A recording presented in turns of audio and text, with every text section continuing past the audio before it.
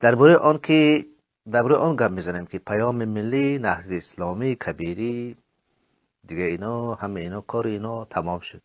فکر میکنم بالای این چیز هم گپ بزنیم که چگونه کبیری به خاطر ثروت خودش، به خاطر پول، به خاطر منفعت خصوصی، به خاطر اولادش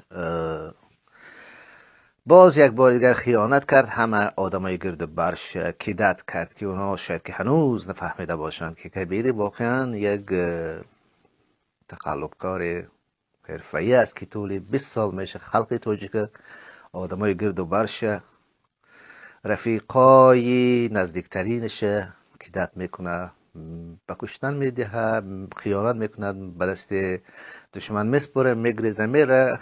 صدها اولادای خودش ثروتمند میکنه، در گردش براش جمع میکنه. بیزنسمن دیگه، بیزنسمن، تاجر خوب، بهترین تاجر خیلی خوب است که همه چیز میتونه بفروشه، مقدساتش، ارزش اسلام، همه چیز. برای این همه چیز پول، فقط ثروت بیاید.